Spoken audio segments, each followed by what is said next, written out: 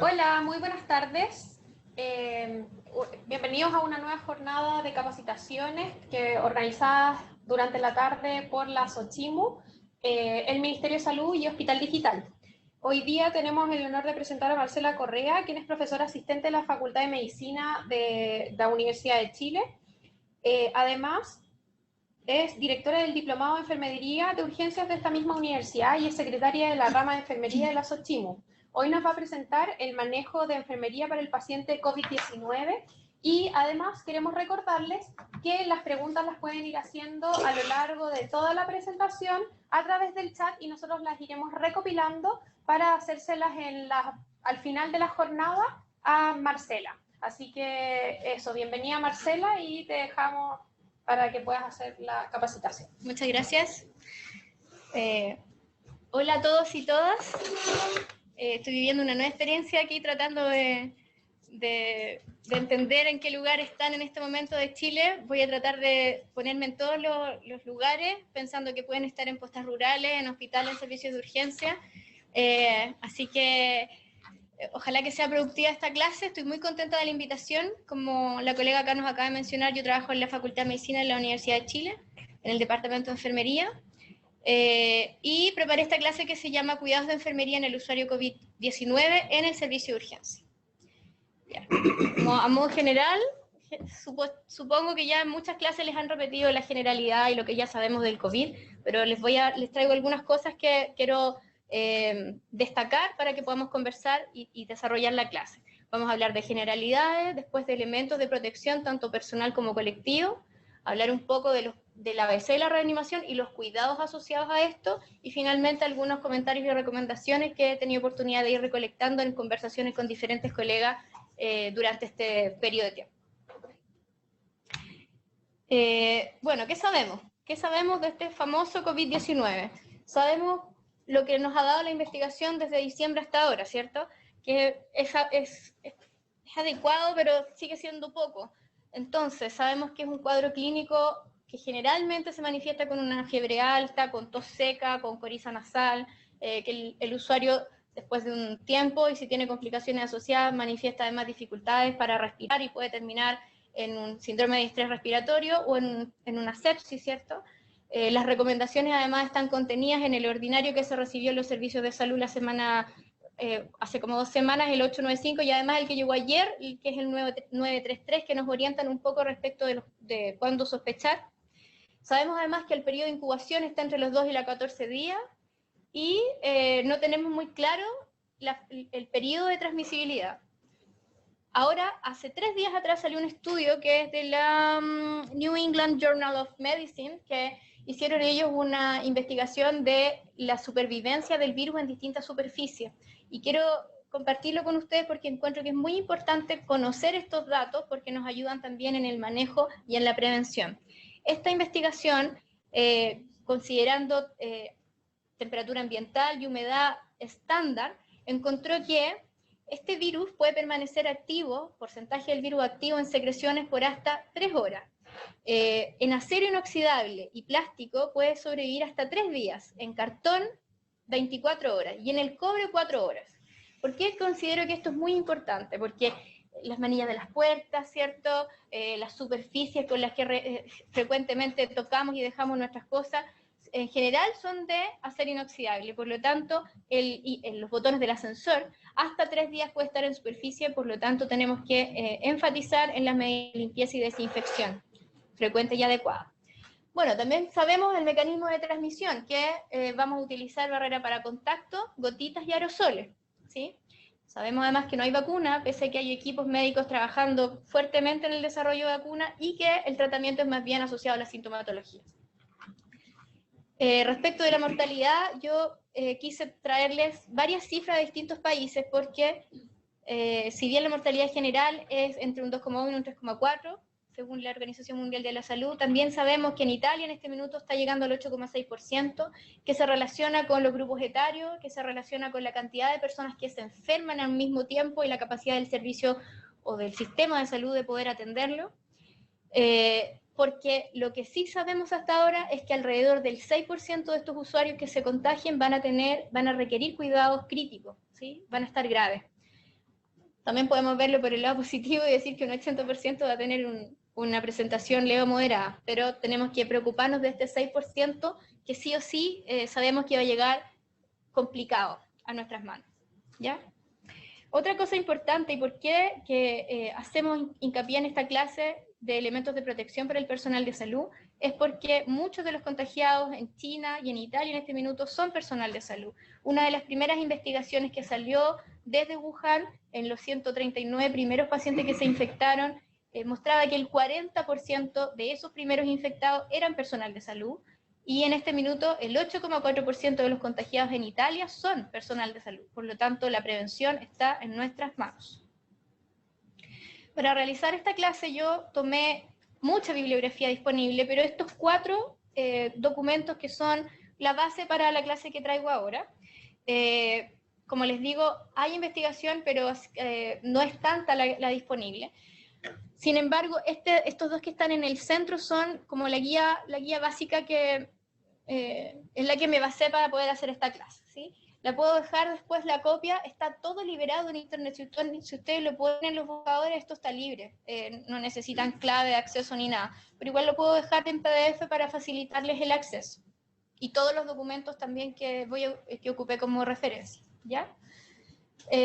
Bueno, una vez que recibimos a un usuario y que ya sabemos que está inestable, lo importante es manejarlo según la gravedad de su usuario y estabilizarlo, utilizando elementos de protección personal, ¿sí? Eso es para el manejo de urgencia. ¿Y qué elementos de protección personal tendríamos que utilizar? Bueno, esta es una lámina que es de la OMS, que es súper gráfica, esto es a prueba de errores, y que muestra cuáles son los elementos de protección personal que tendríamos que utilizar de acuerdo a las características del paciente, a la evaluación del riesgo, ¿cierto? Y los lugares físicos. Por ejemplo, en el triage, en el selector de demanda se recomienda utilizar higienización de mano y la mascarilla. Independiente de que tengamos el susto de que a lo mejor vamos a tener contacto y podríamos usar precauciones de contacto, eso, de acuerdo al centro lo podemos hacer, pero en estricto rigor yo podría desarrollar un triage a más de 1 metro de distancia y solo requeriría la protección, ¿cierto?, de la mascarilla facial y la higienización de manos. En el triage la idea es tener el menor contacto posible con el paciente, si es necesario el control de temperatura, que en este caso sí es necesario, idealmente hacerlo con estos termómetros que no requieren contacto, y si no dispongo de eso, limpiar con alcohol al 70 posterior a la utilización, dejando que se seque el alcohol para que pueda actuar, ¿sí? El termómetro, o sea, en el termómetro. Si vamos a tomar muestras respiratorias, ahí se recomienda utilizar, bueno, la higienización de mano, la bata, el respirador. En este caso, la OMS le llama respirador a la mascarilla N95 y a la FFP2. Así que en todos los documentos oficiales de OMS van a encontrar que dice respirador, pero no se refiere al ventilador, sino a estas mascarillas, ¿sí? Y aquí hace la salvedad en la atención. Si usted va a atender a un paciente sospechoso o confirmado de COVID-19 y no va a hacer un procedimiento que vaya a generar aerosoles, solamente haga aislamiento de contacto y aislamiento por gotitas. Si usted va a estar en un procedimiento que va a generar aerosoles, la recomendación es usar la N95 o la FFP2, los respiradores, ¿sí? Vamos a ahondar más en estos temas y vamos a revisar en detalle los elementos de protección personal. Pero antes de pasar a la siguiente diapositiva, para los colegas que no hacen habitualmente triage y van a tener que implementar una sala de triage, la recomendación es dejar un sector exclusivo para los sintomáticos respiratorios, hacer un pseudo aislamiento de cohorte, ¿sí? Y en la medida que van llegando al paciente sintomático respiratorio se le pasa una mascarilla simple hasta que se confirme o hasta que se determine si requiere atención dentro del centro o no. Bueno, aquí lo que tenemos que recordar y tener presente nuevamente son precauciones estándar. Esto lo conocemos desde el primer año, yo creo que entramos a la universidad, pero nunca está de más recordarlo. La higienización de mano, siempre que haya disponible agua y jabón es mejor, la higienización con agua y jabón. La utilización de alcohol gel sí se puede cuando la mano está visiblemente limpia, pero si usted puede lavarse las manos con la correcta técnica y la duración adecuada, siempre va a ser mejor el lavado de manos. ¿sí? Segundo, equipos de protección personal según la evaluación del riesgo. La OMS en todas las publicaciones previas incluso a esta pandemia habla de la evaluación del riesgo, porque aunque la norma diga algo, si usted evalúa que requiere más protección personal, lo tendría que hacer, ¿sí? Y otra cosa muy importante es revisar estos elementos de protección previo a la utilización. Antes de que usted vaya a ingresar a hacer la atención o que esté en contacto directo con este usuario, la recomendación es que lo revise antes. No vaya a ser que está en plena atención y se dé cuenta que su mascarilla está rota o que su pechera tiene alguna, que no está indemne, ¿sí? Precaución estándar, higienización o higiene respiratoria, que significa toser, guardando las precauciones, eliminándolo en los papeles en un basurero que se pueda cerrar, ¿cierto? Anudar y eliminar, o en el brazo. Prácticas de inyección segura, esterilización y desinfección de equipos médicos, en el caso de que no se puedan dejar como elementos exclusivos para la atención de determinado paciente, que sería con el alcohol al 70, y limpieza del ambiente. Tanto la ventilación de una habitación frecuente como la limpieza de las superficies y del suelo, ¿sí? Y ya que tengo la oportunidad, no quiero dejar pasar la oportunidad de recordar los 5 momentos para el lavado de manos, que probablemente ustedes lo manejan mejor que yo porque están en la práctica diaria, ¿cierto? En honor al tiempo voy a pasar a los elementos de protección personal. Estos son los que necesitamos para la atención directa de un caso sospechoso o confirmado de COVID-19. La primera es la mascarilla facial simple o quirúrgica. La que más se recomienda es la que se amarra. Si es que tienen disponibilidad es mejor, porque al momento de eliminarla uno rompe amarra la tirita y la puede eliminar sin tocar la parte anterior, que sería lo que va a estar contaminado. Obviamente esa del elástico también sirve, pero hay que tener la precaución al momento de eliminarla, de tomarla desde atrás, ¿sí? Las otras 2 mascarillas que ven a continuación son los llamados respiradores. La de abajo es la N95, que muchos conocemos y hemos estado familiarizados con ella, y la de arriba es la FFP2, que es la clásica 3M. Esas 2 se llaman respiradores por la OMS, ¿sí? El delantal o pechera, lo ideal o lo que se recomienda es que sea manga larga, que sea impermeable y que se pueda ajustar al cuerpo por medio de tiritas, ¿cierto? Y lo que sigue son la protección facial y ocular. Cualquiera de las 2 se recomienda, ¿sí? Indistintamente. Y por último, los guantes de procedimiento, que es lo que está arriba, que no necesitan ser estériles, obviamente. Algunas salvedades que considero muy importante de recalcar, especialmente si tienen internos o si tienen personas que vienen llegando, integrándose a los servicios, personas que se están contratando por esta campaña, ¿cierto? Nunca está de más recordarlo, el uniforme es de un solo uso, tiene que estar visiblemente limpio y se tiene que lavar en la casa según las normas del manejo de la ropa clínica, en este caso, que sería en una temperatura entre 60 y 90 grados y con el detergente común y separado de la ropa del resto de tu familia, ¿sí? Las mangas por sobre el codo, y es de uso exclusivo del recinto hospitalario. La idea es que usted no se pasee con el uniforme fuera del hospital porque es un vector. Aunque haya tomado todas las precauciones, este virus es altamente contagioso y por lo tanto todas las precauciones son necesarias, ¿sí? Si a usted lo van a buscar en auto o si usted anda en su propio auto, igual sáquese el uniforme antes de salir del centro hospitalario. Lo saca por el revés, lo pone en una bolsa, lo amarra, la bolsa tiene que ir amarrada, y eso lo lleva a su casa y lo lava según lo que ya conversamos, ¿sí? La utilización de aros, si bien no está normada, no dice en ninguna norma de la OMS, yo he leído en la prensa de que en España o en Italia no se está permitiendo porque también se considera vector, ¿sí? Ni siquiera para el uso en la calle. También el pelo tiene que estar tomado. Finalmente quisiera dejarle como para la reflexión el tema de los celulares, porque es un vector, de todas maneras un vector no solo para COVID-19, sino que para muchas otras enfermedades, y no existen políticas públicas o directrices que te digan no uses el celular. Debiera haber una política institucional, y si no la hay, la recomendación es, por favor, limpiar frecuentemente la pantalla y el celular con alcohol o con alguna toallita húmeda, pero frecuentemente, porque no hay una política, como digo, pero sí sabemos que puede ser un vector importante de transmisión. Para el aseo de superficies, de suelo y aseo terminales de habitaciones, una vez que el usuario, por ejemplo, se traslada o se cambia de servicio, hay una norma que es del MinSal, que en el fondo, se las resumo, lo que recomienda es la utilización de cloro porque es barato y es efectivo.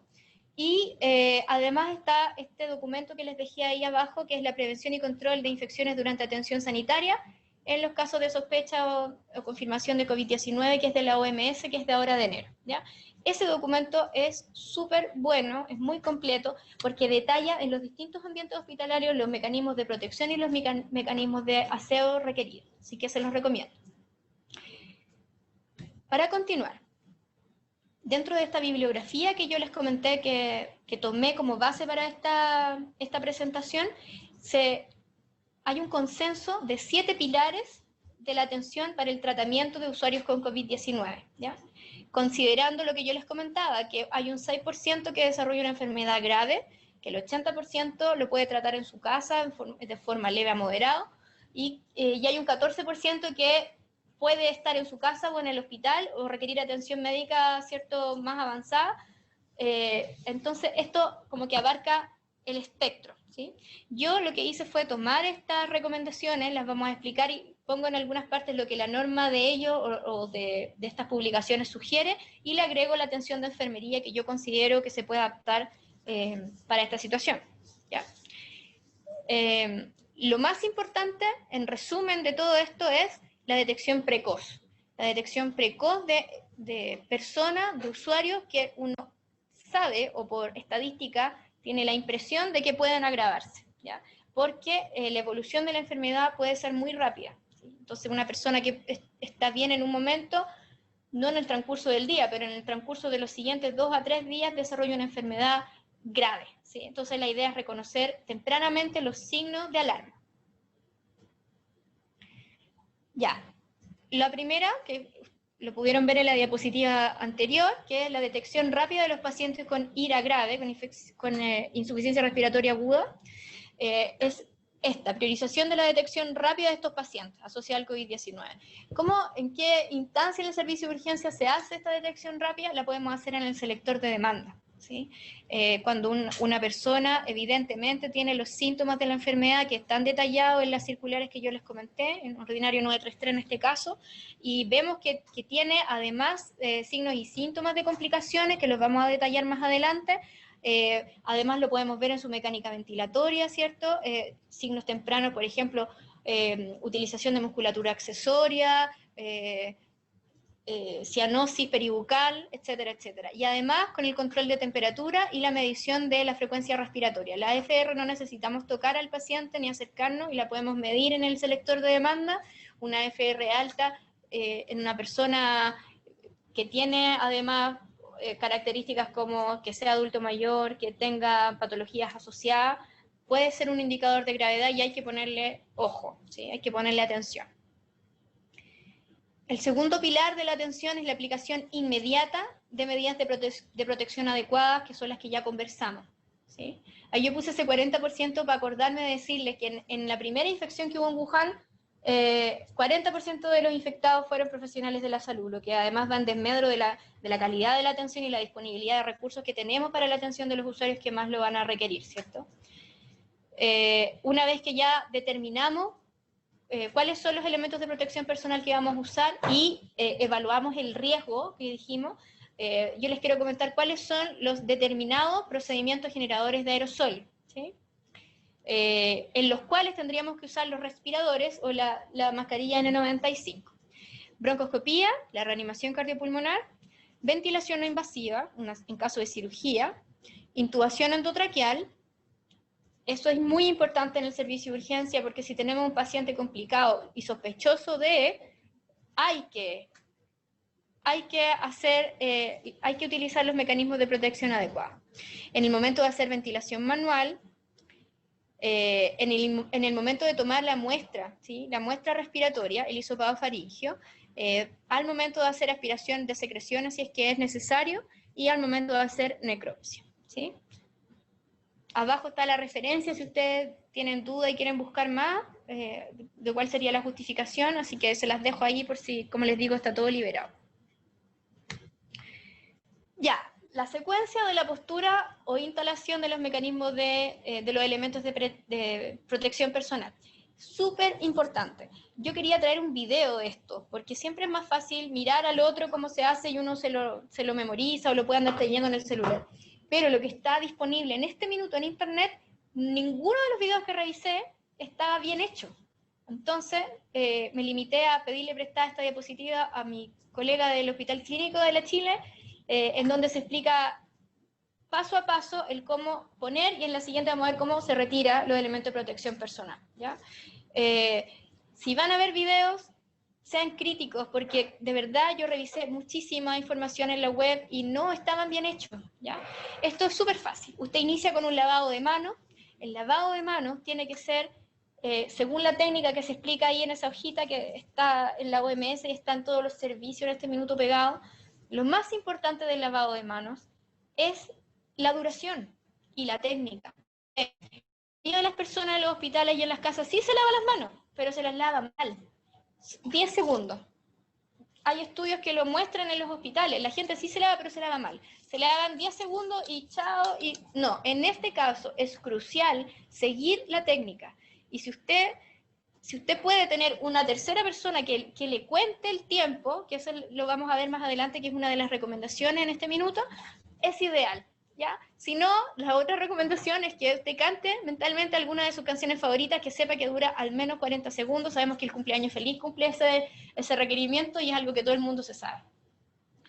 Después del lavado de manos clínico y que de la duración que estamos conversando, viene la instalación o la postura del delantal. Delantal con manga, ¿cierto? Y que se abroche atrás, como muestra la foto. Usted se pone la mascarilla, de acuerdo al procedimiento que vaya a hacer, ¿cierto? Y después el protector facial o lentes, o protector ocular. Después de eso, puede lavarse las manos nuevamente o utilizar alcohol gel por 20 segundos. Eso depende del centro. Yo les cuento que en algunos lugares acá en Santiago, mis colegas que me han comentado, lo hacen así. En esta instancia usan alcohol gel, 20 segundos, ¿sí? Posterior a eso se deben instalar los guantes y ahí queda el profesional listo para hacer ingreso al contacto directo con el usuario, como lo muestra la fotografía.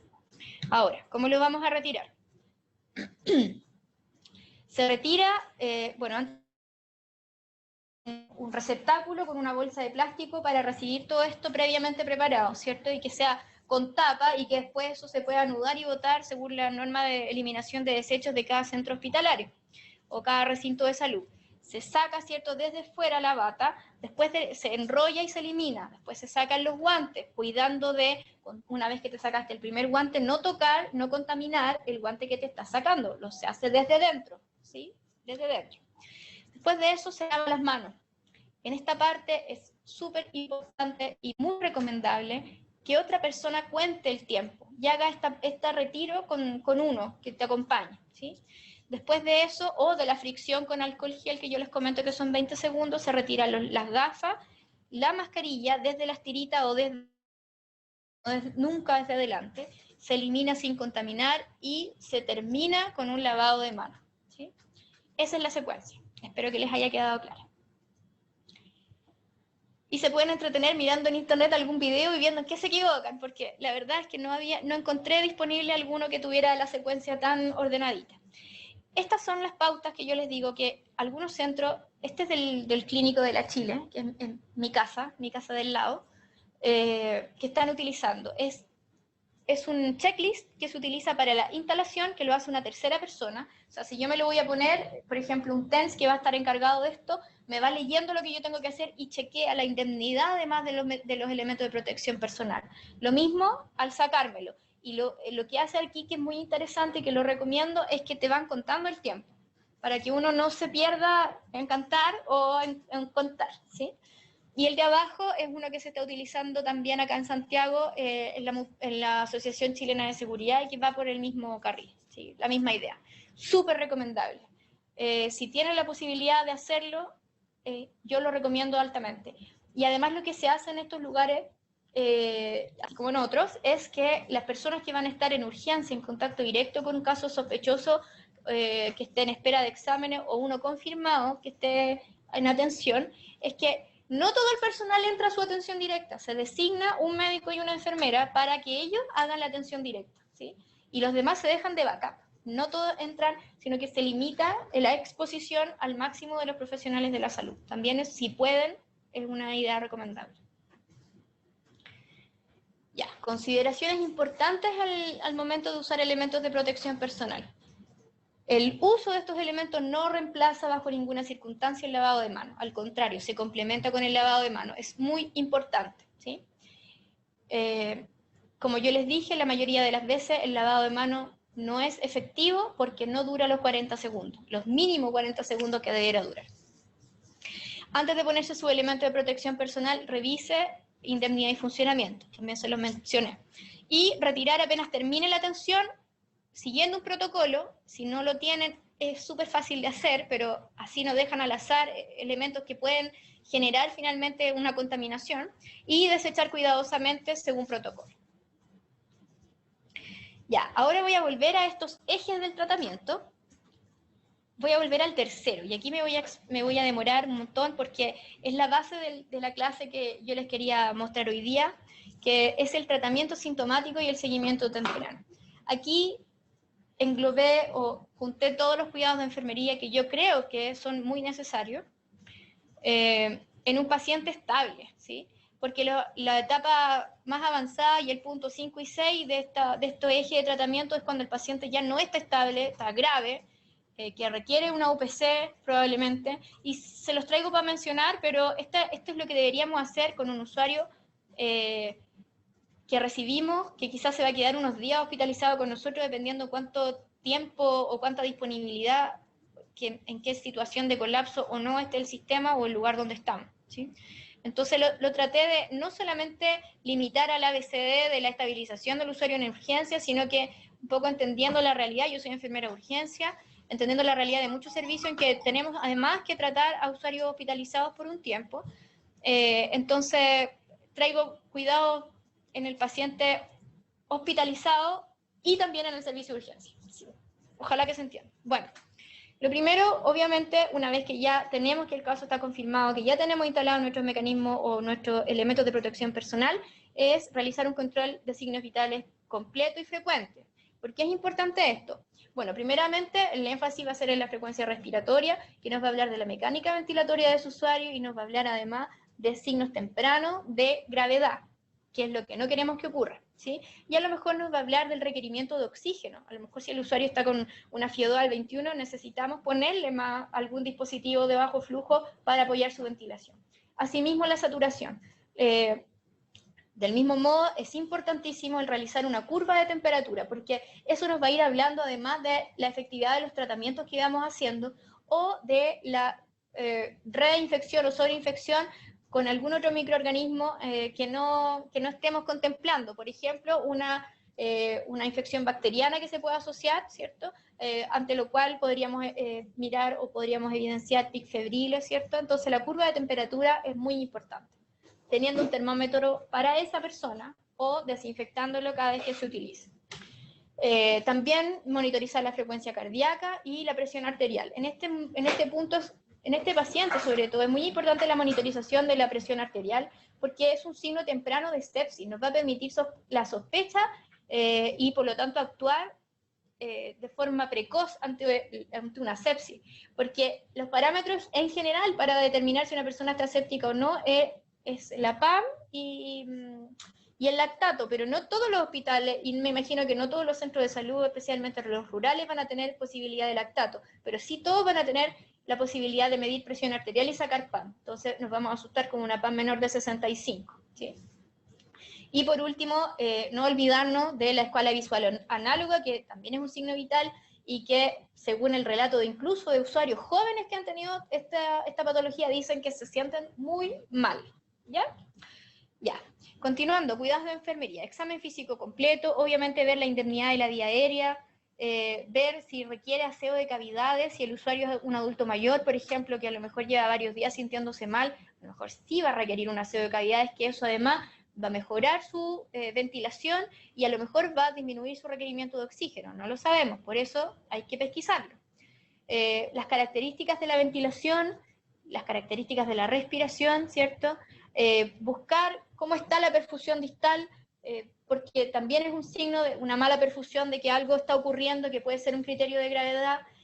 Aplicar un examen neurológico breve, preguntarle dónde está o qué día es hoy. ¿Por qué es importante esto en un caso de un paciente respiratorio que se puede agravar?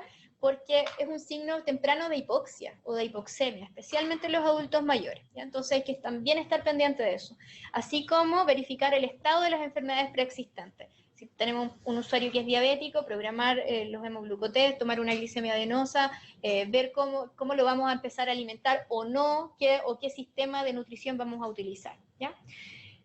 Otro cuidado de enfermería importante se relaciona con la administración de oxígeno. Puede que necesite un usuario bajas concentraciones o altas concentraciones. Esto es muy variable, va a depender del usuario. Lo que sí, la meta del tratamiento, lo que vamos a aspirar es que esa persona tenga una saturación mayor de 90, y en embarazadas se habla de entre 92 y 95. Ojalá que no tengamos esa situación, pero esa es la aspiración, ¿sí? Considerar que tenemos dispositivos de alto y bajo flujo y el manejo avanzado, ¿cierto? Ya en una etapa tardía, empezar de lo menor a lo mayor, y con las salvedades que implica los dispositivos de bajo y alto flujo. Recuerden, hacen quizá un poco majadero lo que voy a decir, pero los dispositivos de bajo flujo a veces entregan concentraciones altas de oxígeno, como la mascarilla de recirculación parcial o total, pero no son efectivos en usuarios que tengan una mecánica ventilatoria mala, porque dependen de la mecánica respiratoria de su usuario, y en esos casos lo mejor es utilizar dispositivos de alto flujo como la mascarilla multivent, ¿cierto? Que nos va a garantizar que, independiente de la mecánica ventilatoria de su usuario, vamos a estar entregándole esa concentración de oxígeno que vamos a requerir. Además, recordar que la administración de oxígeno va acompañada de aseo de cavidades, ¿cierto? Que se tiene que reemplazar, si tiene una mascarilla, por una naricera. Si el usuario va a comer, no lo podemos dejar sin oxígeno, ¿cierto? Y que en una última instancia tenemos el manejo avanzado de la vía aérea, que también está en este abanico de posibilidades.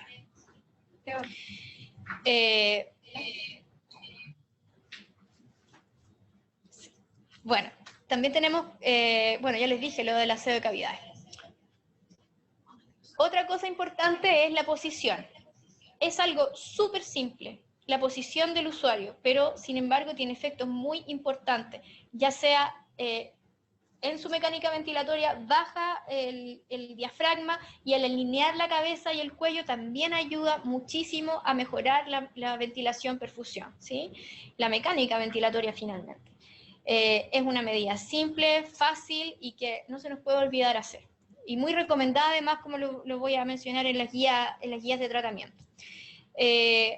Todas las guías que consulté respecto del tratamiento de los pacientes con COVID hablan de que la administración de líquido tiene que ser con prudencia, porque pueden sobrecargar de volumen a los usuarios. Eso hay que ir observándolo, ¿sí? Y no hay una receta de cocina para esto, porque, como les digo, la gravedad puede ser muy variable. Continuando con cuidados de enfermería, auscultación de campos pulmonares, evaluar la presencia o no de secreciones y la movilidad que éstas tienen, si la persona es capaz de generar una tos efectiva o no, así como la posibilidad o la necesidad de gestionar o de organizar una terapia respiratoria por kinesiólogo, ¿cierto? Que nos ayude a descomprimir o a eliminar esas secreciones. Importante que, dentro de lo que he estudiado, los pacientes más graves después se coinfectan con bacterias. Entonces, ahí hay que tener presente que pueden estar más productivos, y ahí tendríamos que hacer como intervenciones más dirigidas a eso, ¿sí? Aquí también recomiendo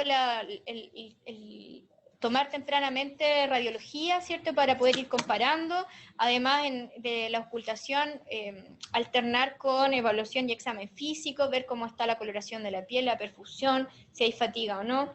Y en una etapa temprana es muy importante mantener el reposo, porque entendemos que el reposo tiene algunos efectos colaterales, pero en este caso va a disminuir el consumo de oxígeno, que es lo que estamos necesitando en este usuario, ¿sí? Aseo de cavidades, lo vuelvo a mencionar, y la aspiración de secreciones. Como cuidado de enfermería importante, cuando vamos a hacer aspiración de secreciones y tratando de evitar el daño, revisen bien la presión de aspiración, porque muchas veces la presión de aspiración, especialmente en los adultos mayores, le hace daño a su mucosa nasal e incluso oral o faringea, y les daña, les hace salir sangre. Si sangra a la persona es porque tiene mucha presión de aspiración y le está produciendo un daño, así que ese es un cuidado de enfermería muy importante al momento de aspirar secreción, con todos los elementos de protección que ya conversamos y con todo este contexto de aislamiento que ya conversamos, ¿sí? Valorar las características de las secreciones, calidad, cantidad, evolución, porque también nos va a hablar del tratamiento, si está siendo efectivo o no, o de las coinfecciones. Enseñar ejercicio respiratorio, enseñar tos efectiva y especialmente aquí coordinar con kine para poder hacer la kine respiratoria de forma efectiva. ¿Sí? Observar cambios de comportamiento a nivel de conciencia, como les mencionaba, esto es un indicador de hipoxia. Mantener al paciente hidratado, porque la hidratación va a facilitar el drenaje y la eliminación de secreciones, ya sea de forma endovenosa u oral, pero considerando lo que yo les mencioné en la diapositiva anterior, que la hidratación tiene que ser con cautela en los pacientes que tengan una insuficiencia respiratoria aguda más avanzada, ¿ya? Porque la sobrecarga puede ser un arma de doble filo. Otro cuidado de enfermería que se hace importante aquí es el balance hídrico. Al menos nos va a dar luces de lo que ingresa y lo que está saliendo. Eso nos va a ayudar a saber si el paciente está con una hidratación óptima o no y cómo está la función renal. Pensando además que esta patología se manifiesta siempre con fiebre alta y que la fiebre aumenta la evaporación, ¿cierto? Por lo tanto, vamos a aumentar nuestros requerimientos de agua.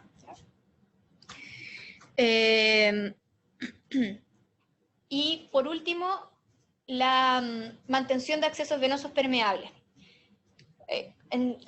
Como yo les comenté al principio, nosotros tenemos un diploma de enfermería de urgencia en la Universidad de Chile hace algunos años, y siempre los enfermeros de urgencia más jóvenes generalmente nos hablan de la vía más gruesa. ¿Qué vía le va a poner a este usuario? La más gruesa.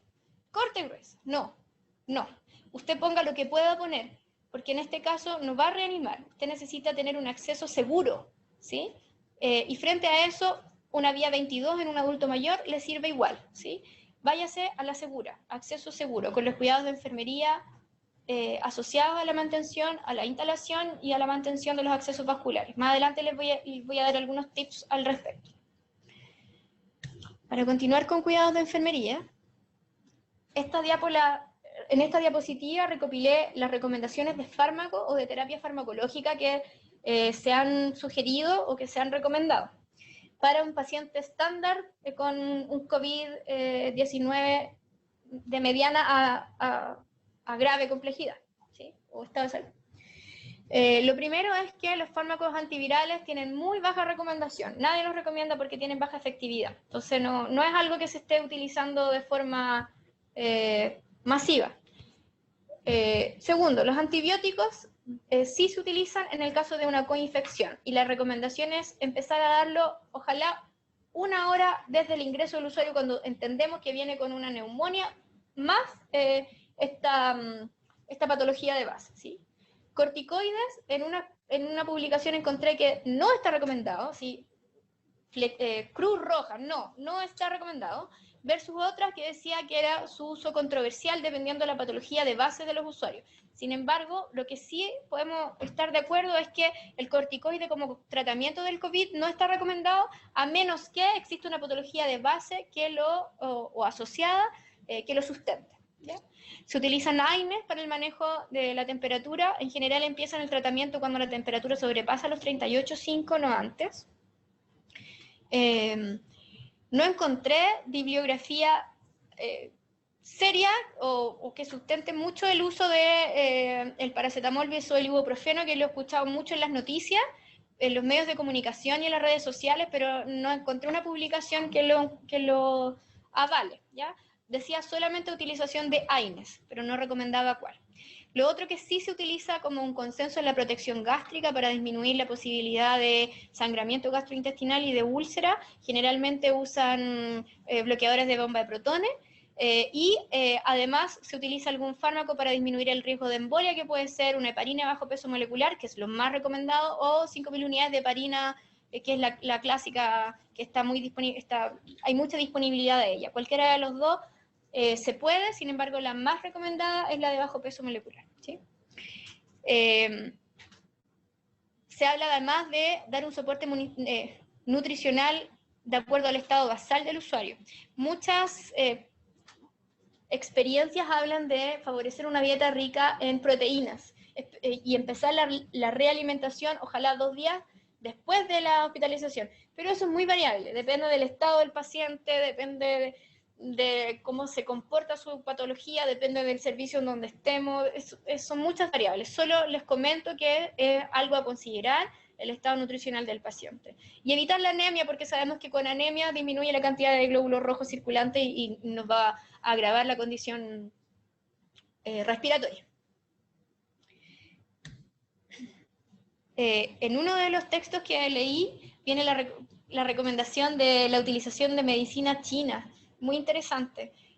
No hay que dejar de ver que todos los tratamientos médicos y de salud en general se desarrollan en un contexto determinado, y en ese contexto de China ellos tienen una fuerte credibilidad por la medicina tradicional, entonces también dentro de su paper tenían un espacio para las recomendaciones de medicina tradicional. Bueno, continuando con cuidados de enfermería.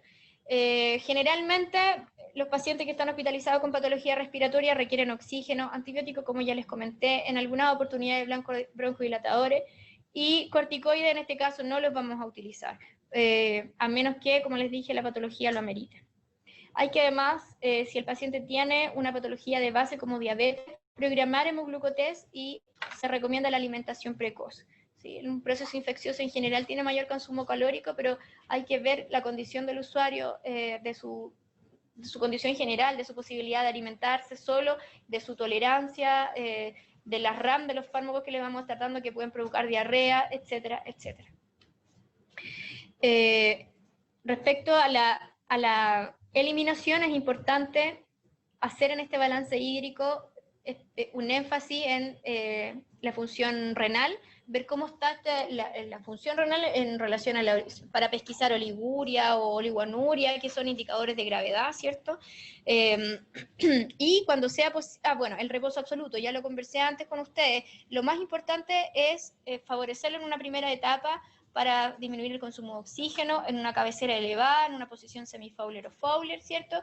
Para mejorar la mecánica ventilatoria, porque en general los usuarios van a llegar sintiéndose, si van a requerir hospitalización, van a requerir un reposo absoluto en la primera etapa. Sin embargo, se considera que es un criterio de disminución de complicaciones la deambulación precoz, la levantada precoz. Ya lo traigo más en una diapositiva más adelante.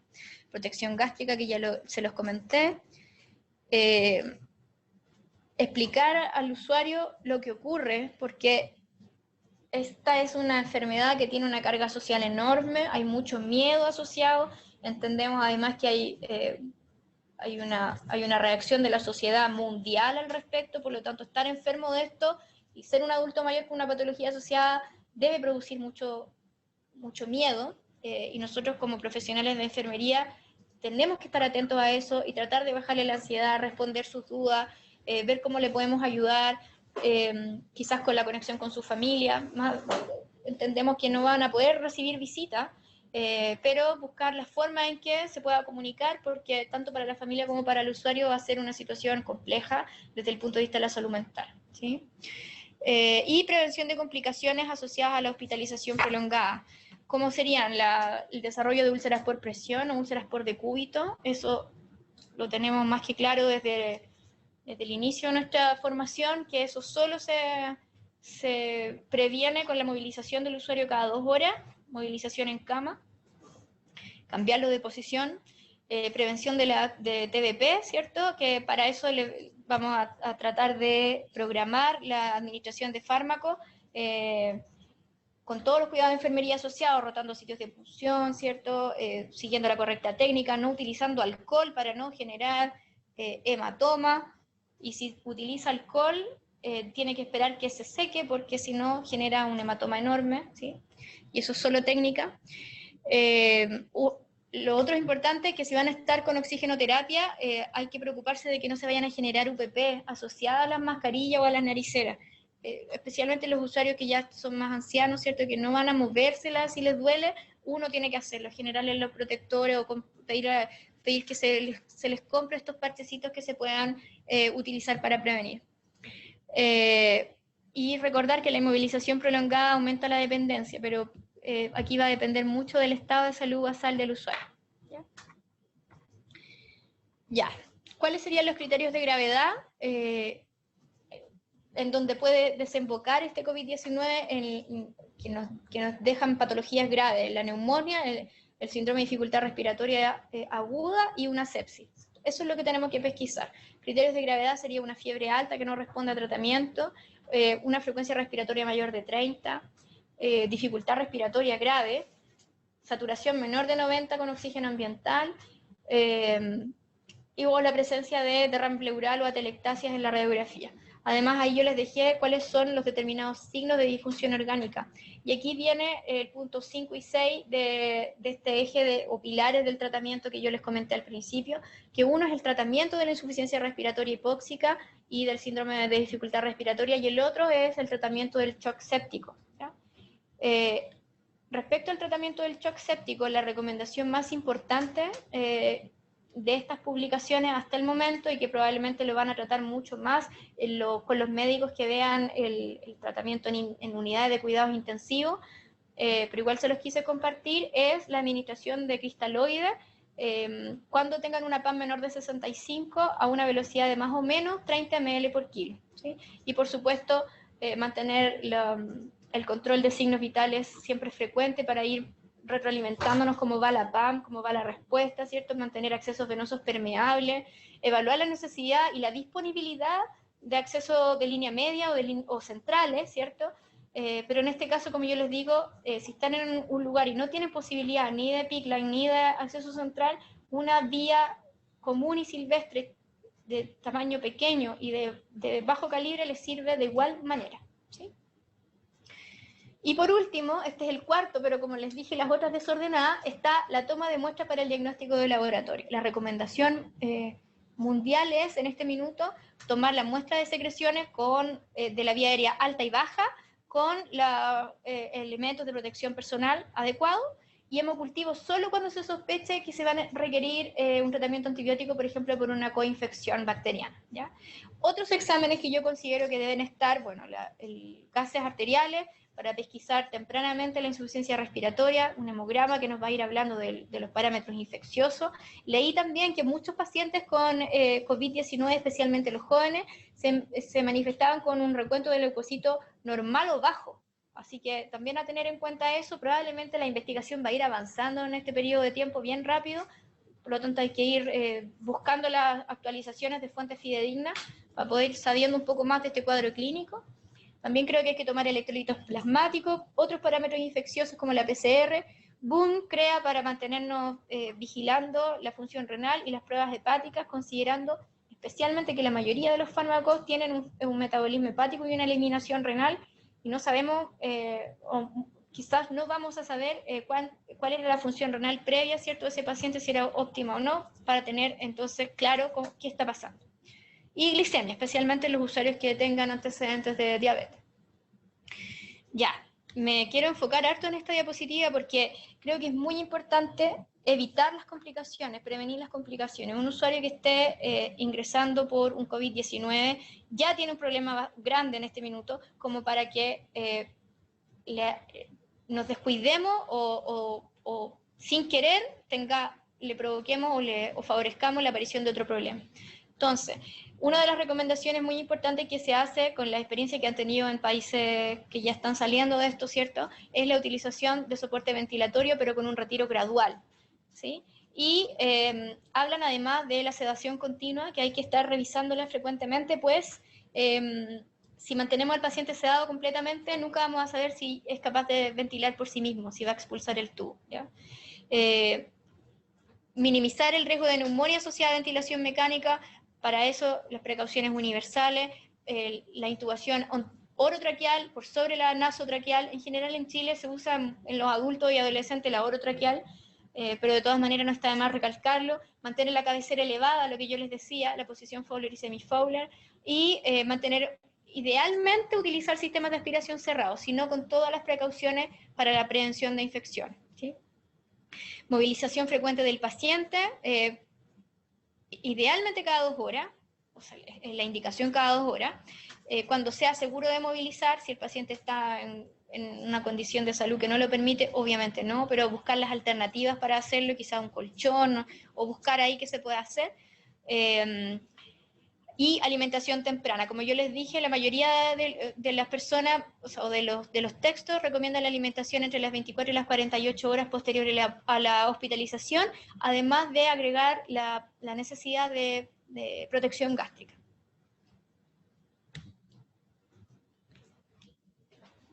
Ahí. Finalmente, como prevención de las complicaciones, y aquí les hablo a las enfermeras y enfermeros, a todos los colegas de Chile, los cuidados de los accesos venosos son exclusivos del personal de enfermería. Entonces, si eso falla, es porque nosotros hicimos algo mal, ¿sí? Para eso, tenemos que estar revisando frecuentemente el estado del acceso venoso, pero también las diluciones. La flebitis química también es una posibilidad. Y además de que produce mucho dolor, inactiva o deja sin utilizar una extremidad completa en un paciente grave que vamos a necesitar mantenerlo con un acceso venoso, ¿sí? Ya.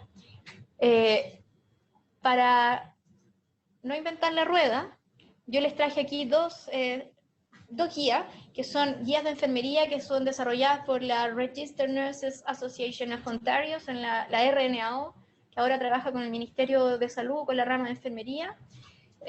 Nosotros tenemos disponible, esto es investigación pura, evidencia pura, que habla de, en este caso, la valoración y selección de los accesos vasculares, y en un segundo lugar, habla de la selección de los dispositivos vasculares a utilizar, a instalación, ¿sí? Hay muchas guías basadas en la evidencia, se los recomiendo, son gratis, están en español, incluso hay aplicaciones al celular, y uno no necesita leer 1000 papers porque estas personas ya lo hicieron y dan la lista de recomendaciones. Entonces, quizás si en sus centros de salud no tienen un protocolo para el manejo de los accesos vasculares, que es netamente de enfermería, lo podrían desarrollar en base a esto, porque como les digo, son gratis y son basadas en evidencia segura, ¿sí? Por último, bueno, ya les hablé de la utilización de BBP, o sea, de heparina de bajo peso molecular. Por último, quiero contarles que esta es una foto de una enfermera en España, que saqué de la web, que el titular decía, es muy incómodo atender así a los pacientes. Y yo creo que tiene toda la razón, debe ser muy incómodo, debe ser agotador. Los que hemos estado con mascarilla más de media hora, uno sabe que agota, que ahoga, uno transpira, ¿cierto? No es agradable. Pero ¿cómo se siente el usuario que tiene enfrente a ese profesional vestido casi de astronauta? Yo creo que debe sentir mucho miedo. Entonces, invitarlo a que cuando ustedes estén en esa posición, transmitan seguridad, sean empáticos, traten de resolver dudas, traten de dar una atención de enfermería humanizada, en el contexto en que puedan, por supuesto. Al mismo tiempo, como no van a poder tener visita, a lo mejor buscar alternativas para que esa persona se pueda comunicar con su familia, y asimismo, a lo mejor no ustedes que van a estar en contacto directo, pero que de alguna forma el equipo de salud logre educar a la familia que van a hacer contactos de ese usuario. Mientras más personas eduquemos es mejor, ¿sí? Para terminar, conclusiones y recomendaciones. Bueno, transmitirles nuevamente que la tarea de evitar contagio es una tarea colectiva, en donde puedan educar, eduquen, porque mientras menos gente se contagia al mismo tiempo es mejor para todos, ¿sí? En este sentido yo creo que es crucial la capacitación del personal de aseo, que son personas que muchas veces pasan en silencio por nuestro servicio y nadie se detiene a hacer la educación necesaria y respectiva, y en este caso su labor es crucial. Así que les pido, les invito a que hagan una pequeña educación a las personas que estén encargadas del aseo, independiente si son empresas externas o no. El personal de ambulancia, en general ellos tienen más posibilidad, pero de todas maneras reforzar, y al personal, a las personas que se dedican a las tareas de alimentación. Les dejo la tarea de ver cómo se va a hacer en su institución respecto a la política de uso de celulares, considerando que es un vector. Si no hay una política interna, les pido por favor que limpien su celular frecuentemente durante el día.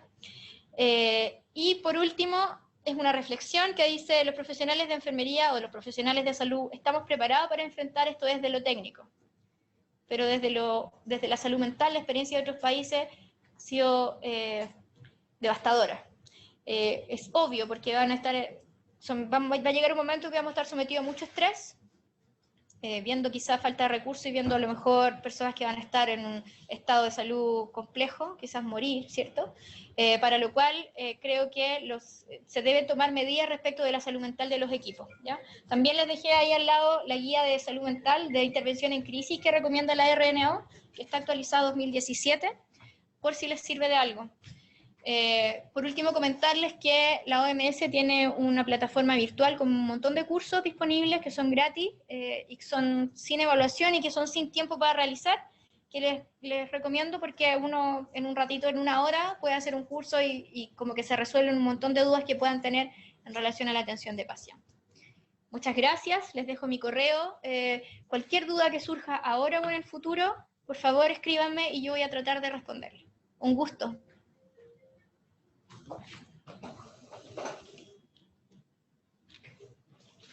Muchas gracias, Marcela, por la importante presentación que nos acabas de hacer.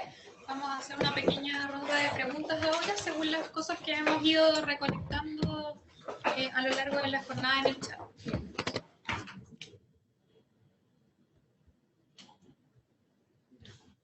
Hay muchas preguntas. En el triage que hablaste, ¿se debiera definir si el caso es o no sospechoso, es decir, si examinar previamente? Lo que había hablado como de la separación. Mira, lo que están haciendo acá es que se hace un pre-triage para los pacientes que son respiratorios y los pacientes no respiratorios, porque las urgencias siguen recibiendo a personas con apendicitis, accidente de tránsito, dolores lumbares, etc. Entonces, en este pre-triage se les lleva a una sala especial donde se hace esta como cohorte ventilatoria, respiratoria, ¿cierto? Y ahí uno determina. Hay un cuestionario que lo mandó el MinSal, en donde tuvo contacto con algún caso confirmado y le pide el caso confirmado, tiene alguna sintomatología, eso está todo en la circular, ¿ya? Pero esta división entre respiratorio y no respiratorio yo creo que es clave y es importante porque además si van a esperar exámenes, van a estar todos juntos, no pueden estar con las otras personas que no tienen sospecha. ¿Sí? No sé si respondo a la pregunta. Sí, perfecto. Es reforzando lo que se ha dado en otras presentaciones también, que idealmente diferenciar los pacientes respiratorios de los no respiratorios. Dice, considerando muchas de las consultas que hay, se producen en redes de atención primaria, ¿cuál sería el mínimo elemento de protección personal considerando los recursos de cada centro para hacer un examen físico a los pacientes que refieren tener síntomas respiratorios? Examen físico. Es que uno le debiera hacer examen físico a quien amerite hacer el examen físico. ¿A qué me refiero? Si tú enfrentas a un usuario que tiene las características que yo te digo, estuvo en contacto con un caso confirmado y está con una fiebre alta y tos, a ese probablemente va a ser un caso sospechoso y vamos a tener que hacer el examen físico. Pero si viene otra persona que no cumple con los requisitos, con lo estipulado, con quien le tomemos la temperatura, para eso necesitamos mascarilla y mascarilla y lavado de manos, que es la recomendación que les mostré en la primera tablita, y que le hagamos el cuestionario, ¿cierto? Y le midamos quizás la frecuencia respiratoria, ya vamos a tener parámetros claros de decir, no tiene dificultad respiratoria, no tiene fiebre, no amerita que le hagamos examen físico, ¿sí? ¿Cuáles serían los mínimos para hacer un examen físico en un sintomático respiratorio? Lo que ya conversamos. Y no podría ser menos. Nos preguntan sobre eso, como si existe alguna evidencia de la especie de protectores de zapatos. Botas. Ya, yo también me lo preguntaba. Entonces busqué harto. No hay una recomendación OMS. Sin embargo, en Chile, lo que están haciendo centros de salud es que cuando van a estar en procedimientos generadores de aerosoles, utilizan botas. El protector de zapato y el protector de pelo de cabeza, ¿sí? El gorro. Pero no es habitual. Si no es un procedimiento generador de aerosoles, no debería ser necesario. Como tratando de hilar las dos preguntas, preguntaban si podías repetir los procedimientos generadores de aerosoles. Pusiste una diapositiva de eso, no sé si lo podrías ¿Cuáles repetir. son? Sí, ¿cuáles son? Se los muestro. Bueno, en urgencia lo más importante es la aspiración de secreciones y la... Ahí está. ¿No se ve?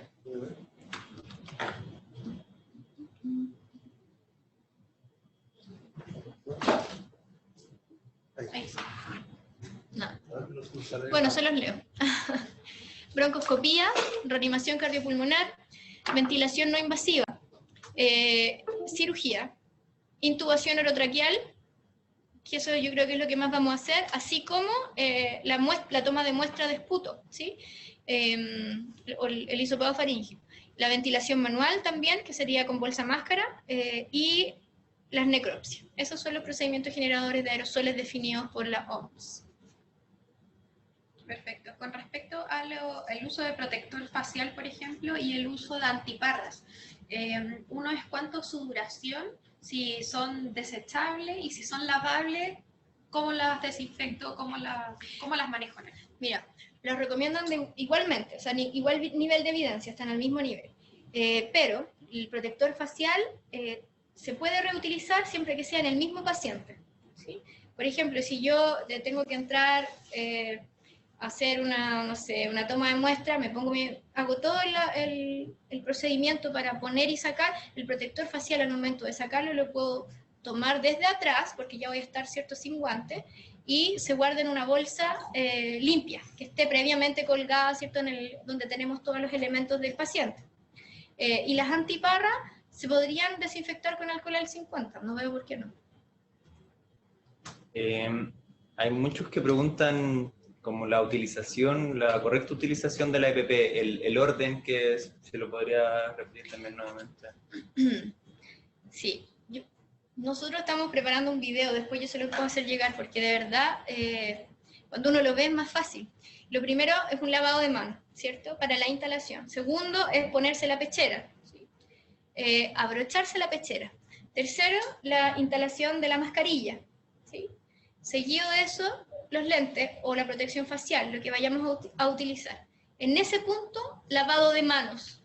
Lavado de manos, 40-60 segundos, y después de eso, uno se seca con la toalla de papel, ¿cierto? Vienen los guantes. Ese sería el orden de postura. ¿Y el de retiro también? Sí. El de retiro es, usted primero se desabrocha, ¿cierto?, el delantal y lo retira desde fuera, porque va a estar con guantes, ¿sí? Lo enrolla, lo elimina. Posterior a eso, se sacan los guantes, ¿sí? Cuidando de que una vez que se saca el primer guante, con el segundo toque por dentro, así, por dentro, para el retiro. Cuando se sacan los guantes, hace el primer lavado de manos o utiliza alcohol gel por 20 segundos. Posterior a eso, se saca la protección facial o lentes y la mascarilla cortando las tiritas y la elimina. Cuando ya terminó todo eso, se lava las manos nuevamente, y ahí sí que tiene que ser lavado de manos 40 segundos. En la página de la Organización Mundial de la Salud hay mucha infografía que podrían, por ejemplo, imprimir y pegarla a los lados de los lavamanos para que no se olviden quizás las personas de la correcta... Con respecto al uso de las mascarillas, ¿podrías darnos una pronta de las duraciones de cada una y las diferencias que existen, por ejemplo, en las que tienen tiras, en las que tienen el elástico simple, entre otros? Entre esas dos, la de elástico simple y la de tira, la quirúrgica o mascarilla común, no existe una diferencia desde lo técnico. Y esa dura alrededor entre 20 y 30 minutos. La efectividad es hasta que se humedezca. Por eso en general son 20 a 30 minutos. Si la mascarilla se humedece, no sirve de nada, ¿sí? Y la mascarilla o los respiradores, la N95 por ejemplo, esas duran 12 horas, o sea, 24 horas. Entonces, ¿qué están haciendo? En muchos lugares es que uno usa la mascarilla su turno, las 12 horas que corresponden, y si no haces 24 y te tienes que ir, la guardas en una bolsa rotulada con tu nombre, con la fecha, y la puedes volver a utilizar en el siguiente turno. cuanto a la sintomatología que referiste, ¿la presencia de fiebre en adultos mayores es un signo común o es más tardío? En la evaluación, o sea, como en la descripción de todos los casos, es un signo temprano. Sí. Lo único es que tienen una manifestación de la enfermedad más disímil, son, bueno, el grupo etario de jóvenes y niños, que a veces pueden ser asintomáticos, y los pacientes que tengan inmunosupresión. Ponía mucho énfasis que los pacientes inmunosuprimidos podían tener una manifestación distinta, pero no decía, no detallaba qué tan distinta, a qué se refieren con distinta. Algunas recomendaciones para la comunicación entre el paciente y los familiares, teniendo en cuenta las medidas de aislamiento, las visitas limitadas y también que probablemente los dispositivos tecnológicos van a estar más restringidos de lo que ya son, sobre todo pensando en unidades de paciente crítico donde su uso ya es limitado. ¿Qué alternativas les podemos ofrecer dentro de lo que va quedando? Mira, es una pregunta súper compleja porque va a depender nuevamente del lugar donde estamos, del acceso a la tecnología que tenga el servicio, es la persona, la familia. Creo que ahí también es un poco jugar con la creatividad de quien atiende, del equipo mismo, porque te podría dar una receta de cocina. O sea, en Italia te puedo contar que una empresa les donó y el gobierno donó iPad, pero aquí no creo que eso ocurra porque tenemos que solucionar otros problemas previos a la donación de iPad. Pero quizá pedir ayuda a las personas del mundo de las comunicaciones que nos puedan orientar, a lo mejor ellos sí ya tienen alguna idea y nos pueden nutrir con nuevas ideas. Perfecto. Eso. Muchas gracias, Marcela. Creo que la mayoría de las preguntas han sido resueltas.